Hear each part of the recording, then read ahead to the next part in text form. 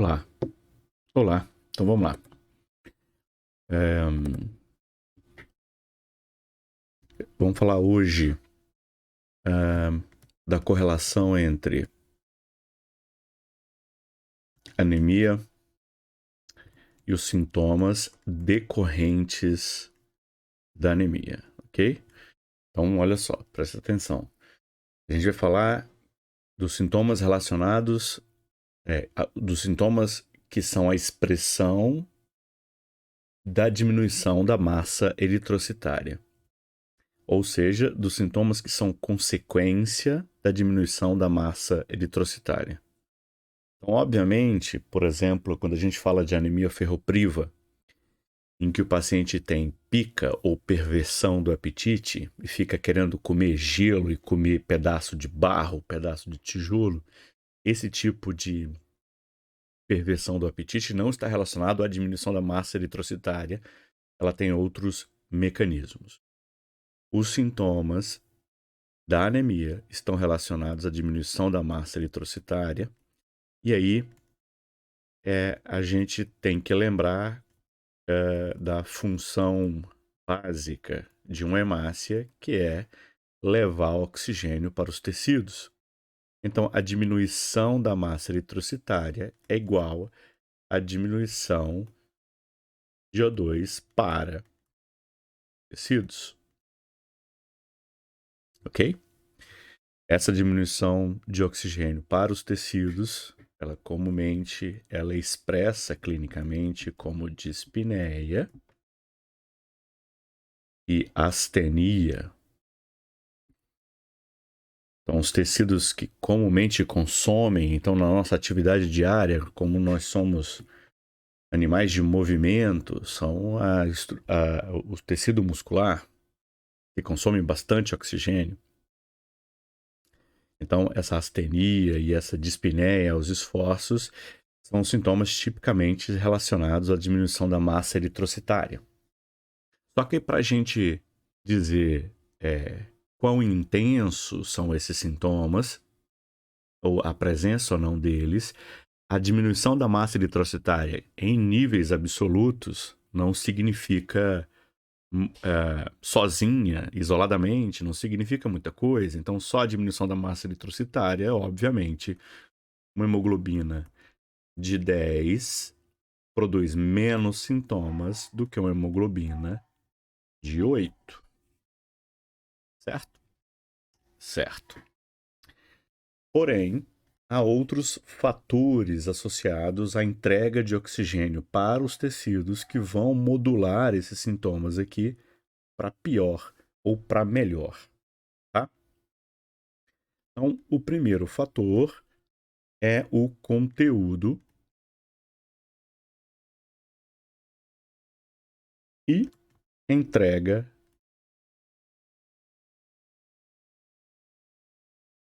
de O2 para os tecidos. O conteúdo, obviamente, é simples. Então, uma hemácia, eu tenho lá várias moléculazinhas de hemoglobina. Então, se eu diminuo uma queda da hemoglobina, é igual uma queda do conteúdo de oxigênio. Beleza. Então, isso aqui a gente já está relacionado a essa diminuição da massa eritrocitária. Mas a entrega de oxigênio também é interessante, porque para o oxigênio ir para o tecido, ela depende da afinidade da hemoglobina pelo oxigênio. E essa afinidade da hemoglobina, o quão forte ela fica ligada, o quão ela segura o oxigênio nos braços da hemoglobina, ela pode modificar. E para isso, a gente precisa conhecer, a gente precisa lembrar daquela curva fisiológica de dissociação da hemoglobina. Então, eu tenho uma curva, que é uma curva sinusoidal, desse gráfico em que eu tenho nesse eixo a saturação de O2 e neste eixo a pressão parcial de O2 nos tecidos. Okay? Eu tenho uma correlação entre a saturação, ou seja, esse conteúdo aqui de oxigênio, e o PO2, o que está lá nos tecidos, tá? Então, a aula não é sobre a curva de dissociação da hemoglobina, mas vocês devem conhecer.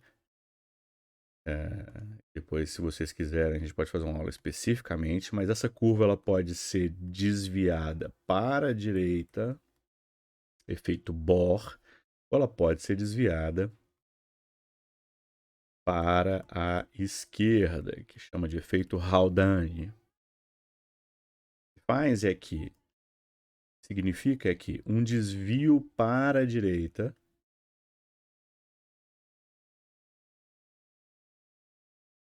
está relacionada a uma diminuição da afinidade da hemoglobina pelo oxigênio. Então, se a hemoglobina está menos fortemente ligada ao oxigênio, ela entrega mais oxigênio. Quando o desvio é para a esquerda, a afinidade aumenta, então ela entrega menos, ela segura mais. Ok. Então a gente sabe que fisiologicamente essa diminuição da afinidade acontece na musculatura e esse aumento de afinidade, fisiologicamente falando, acontece nos pulmões. Nos pulmões, a hemoglobina tem que estar com afinidade muito forte, porque ela tem que pegar o oxigênio lá do alvéolo e grudar nele e levar para o tecido. Na musculatura, ela precisa soltar fácil esse oxigênio para ser utilizado pelas células musculares. Então, uma série de situações vão modificar isso aqui. A gente tem praticamente o pH, a temperatura e a concentração de uma molécula que chama 2,3-bifosfoglicerase ou 2,3-difosfoglicerase.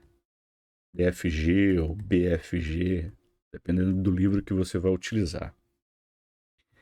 Então, no caso de um desvio para a direita, você tem, nas situações de acidose, aumento de temperatura e aumento da concentração, você diminui a afinidade. E aí, diminuindo a afinidade, você entrega mais O2 para os tecidos.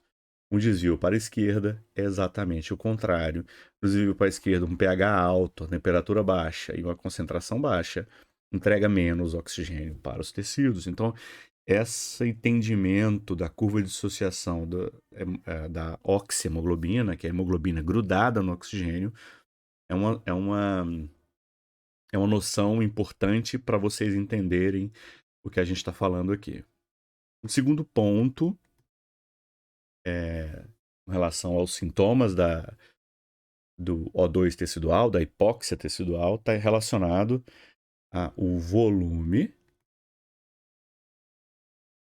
e a perfusão tecidual.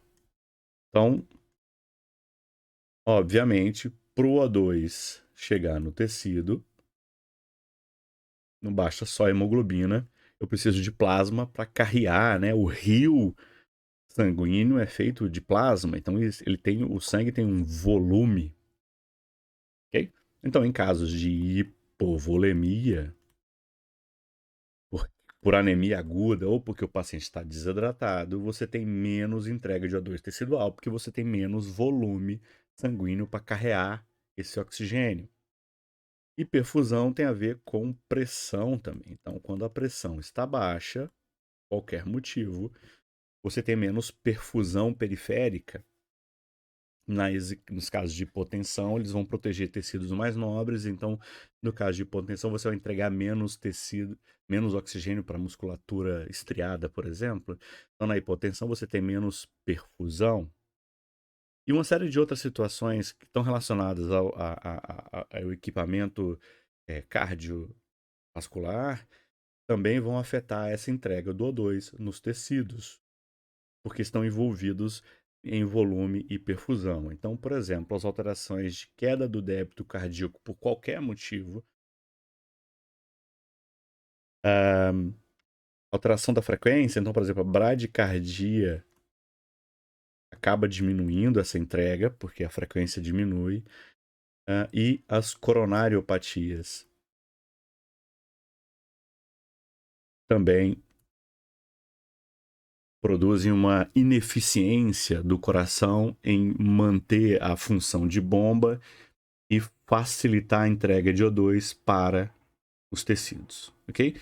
Então, o que significa isso aqui? Significa que pacientes anêmicos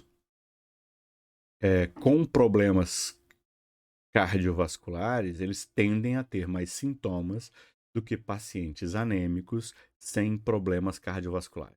Tá? Então, esse é um exemplo básico. Um terceiro ponto tem a ver com quão rápido o paciente ficou anêmico. Então, pode chamar de taxa de declínio da hemoglobina ou das hemácias. O quão rápido o paciente ficou anêmico. O paciente pode ficar anêmico de forma aguda, porque ele tomou um tiro e ele sangrou bastante, então ele perdeu muita hemácia nesse sangramento. Ou ele pode ficar anêmico de forma crônica, porque ele perdeu sangue de forma oculta, lenta, pelo trato gastrointestinal, porque ele tem um tumor de intestino, e aí esse sangramento não foi visível, o paciente não fez nada, então aos pouquinhos ele foi perdendo sangue todos os dias, e aí o paciente ficou crônico. A diferença entre uma taxa de declínio rápida ou lenta tem relação com essa função cardiovascular que a gente está fazendo aqui. Em uma situação de anemia aguda, não há tempo de adaptação hemodinâmica. Adaptação hemodinâmica.